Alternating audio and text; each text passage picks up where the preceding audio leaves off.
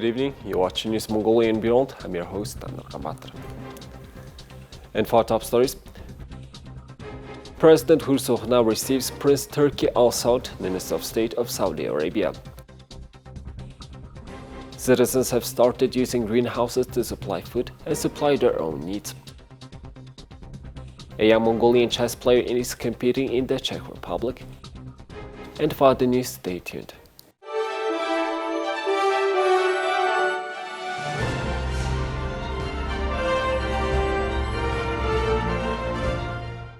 In a significant milestone for bilateral relations, Mongolia's President Khurelsukh warmly received His Royal Highness Prince Turki bin Mohammed bin Fahd Al Saud, Minister of State and member of the House of Saud of the Kingdom of Saudi Arabia, who is embarking on an official visit to Mongolia from September 4th to 7th. During their meeting, President Khurelsukh conveyed his heartfelt greetings to His Majesty Salman bin Abdulaziz Al Saud, King of Saudi Arabia and the custodian of the two holy mosques. He expressed Mongolia's unwavering commitment to strengthening and broadening its ties and cooperation with Gulf countries, with a particular emphasis on the Kingdom of Saudi Arabia, a regional economic powerhouse. Highlighting the substantial potential for collaboration, President Khurelsukh identified key areas of interest, including the economy, trade, investment, environmental sustainability, climate change mitigation, agriculture, education, culture, and tourism. Furthermore, President Khurelsukh expressed Mongolia's eagerness to collaborate with Saudi Arabia in sharing experiences and knowledge related to hosting the 16th and 17th sessions of the Conference of the Parties to the United Nations Convention to Combat Desertification. In response, Saudi Minister of State His Royal Highness Turki bin Mohammed bin Fahd Al Saud conveyed the sincere greetings of His Majesty Salman bin Abdulaziz Al Saud and expressed his deep appreciation for the warm reception. He affirmed Saudi Arabia's readiness to engage in mutually beneficial cooperation with Mongolia, with a particular focus on environmental initiatives and other potential sectors. Additionally, he pledged his active commitment to elevating the bilateral relations and cooperation between two nations to new heights. The establishment of diplomatic relations between Mongolia and the Kingdom of Saudi Arabia in 2007 laid the foundation for this historic visit. His Royal Highness Turki bin Mohammed bin Fahd Al Saud's visit marks a significant milestone, coming 16 years after the establishment of diplomatic ties, and holds the promise of strengthening economic, diplomatic, and cultural connections between two nations. In a remarkable initiative to enhance food security and empower local communities, the Urhanga province has declared 2023 as the year of increasing food supplies. Khurelsukh, the province's most populous region, has taken the lead in this endeavor, launching a comprehensive healthy food initiative. Urhanga province has designated this year as the year of increasing local food supplies. Khurelsukh, which boasts the largest population, has declared 2023 as the target year for a healthy food initiative and is providing assistance to locals in establishing greenhouses and cultivating their own vegetables as part of this project. This year, 5 hectares of land in Khurelsukh have been set aside and fenced. 2 wells and 2 water storage tanks were also installed to provide a reliable source of water, thereby effectively resolving the water issue. A total of 36 households in this location have received greenhouses, and trees will be planted for protection on the north, east, and west sides of the area. Furthermore, a winter greenhouse will also be constructed in the western section, and there are plans to plant fruit trees in the northwest. Furthermore, long-standing entrepreneurs are actively contributing to this year's goal. For instance, the non-governmental organization known as the Center for Introducing New Business Ideas, which has been operating in Khurelsukh for 14 years, is providing local residents with guidance on greenhouses farming, using its model farm as a reference. Nearly every day, our farmers call and visit our office seeking advice. We advised them and provided seeds to more than 160 people during spring seeding. 106 of them who came from Khurelsukh took our advice.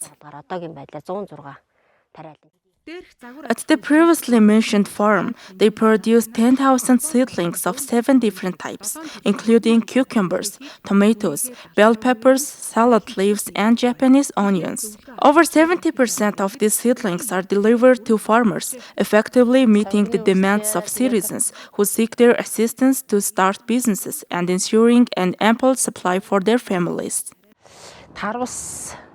I planted watermelons, pumpkins, and onions in my greenhouse. Only tomatoes and cucumbers were previously grown here. This year, a lot more was planted because of a greater variety of seeds. I believe I will be able to grow it and make it household business in the future. This way, people aim to use the products grown in healthy soil for the benefit of their families and their country. This year, 75 households interested in growing vegetables and fodder, in addition to greenhouse farming, were allocated land in the farming area of Dergengol, and more than 160 citizens received 10 tons of potato seeds at an 80% discount. The new school year has begun in the Czech Republic. We are taking a closer look at how a young Mongolian chess player living in the Czech Republic is starting her school year. This is Nandung Oswald. While attending kindergarten number 138 in Banor district, she joined a chess club and developed a passion for the game. Today, she has bronze medals from the Czech Republic Junior Championship and the European Union Junior Championship. I live in Havlíčka Brod in the Czech Republic. My name is Nandung and I am in 3rd grade at Nuselska's Kladny School. I received an award for winning 3rd place in a Czech chess tournament. I earned this award by winning a Swedish chess tournament, and I also won 3rd place in European Championship. I started playing chess when I was 3 years old. I was first taught by teacher Batbolt at the Turmongol Chess Club. Since moving to the Czech Republic in 2021, she has continued to excel in chess and became a member of the Svetlana Tsazava Club. Starting in 2022, she actively participated in city, regional, and national competitions. She earned championship titles at the Vysočina Regional Student Championship in 2022 and 2023. She also won championships in multiple Czech cities in 2022 and 2023, demonstrating consistent success on her chess journey. I first joined the chess club in kindergarten and started competing when I was just 4 years old. I entered the Tsatorhu chess tournament and won 1st place. After that victory, I started studying with the larger club, the Turmongol Chess Club. Now I practice with the Svetlana Tsazava Club, where I am the only one Mongolian child. She mentioned that other children often find chess boring, but she finds it fascinating. Last summer, she won a tournament in Sweden for Mongolian children living in the European Union. During the tournament, she connected with Tava Dimbril, who lives in Hungary, and they began training together online under the guidance of their coaches. We wish continued success to this young athlete learning from Mongolian and Czech coaches and continually improving. Thank you for staying with us. Now let's take a look at the currency exchange rates provided by Mongol Bank.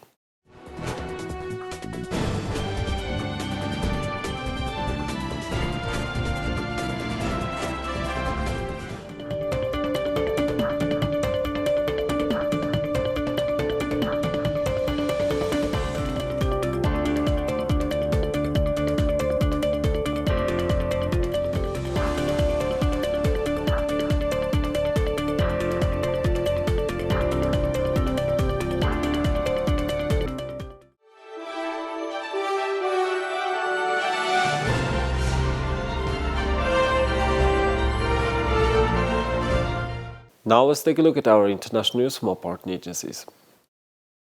The European Union is exploring ways to circumvent Russia's decision to halt the safe export of Ukraine's grain through the Black Sea.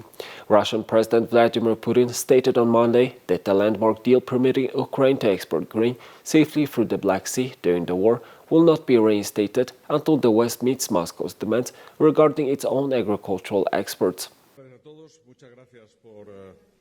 On Tuesday, the European Union Commissioner for Agriculture, Janusz Wojciechowski, stated that the financial support must be provided for Ukraine's transit. Speaking after an informal meeting of European Union agriculture ministers in Cordoba, Spain, he emphasized the need to support grain transit by road and the expansion of new seaports. We need to support Ukraine by, first of all, to support the transit of grain from Ukraine to the seaports and to Ukrainian export to the third countries, first of all. This is the most important. And also to Spain, because the Spain is important of grain in Ukraine. And to facilitate the transit is also important for countries like Spain. In July, Russia declined to extend the deal, citing concerns that the parallel agreement, which promised to eliminate barriers to Russian food and fertilizer exports, had not been honored. Russia argued that restrictions on shipping and insurance were impeding its agriculture trade, despite the fact that it had shipped record amounts of wheat since last year. The transit is too expensive for Ukrainian companies to export, to be competitive on the market, to export grain. This is the reason that I proposed to support financially Ukraine for compensation cost of transit. We discussed, there is discussion in college, and I present this kind of argumentation. They viewed the Kremlin's demands as a strategic maneuver aimed at furthering Russia's own interests, rather than a genuine effort to address the concerns of Ukraine and its Western allies. Here's the weather forecast of world's major cities.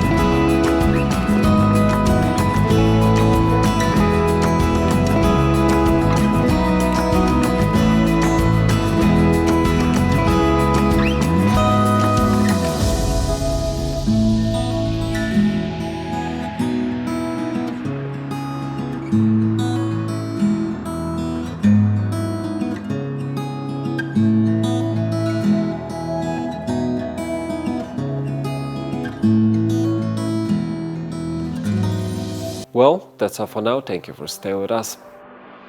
We'll see you tomorrow with news and updates. Have a nice evening. Goodbye.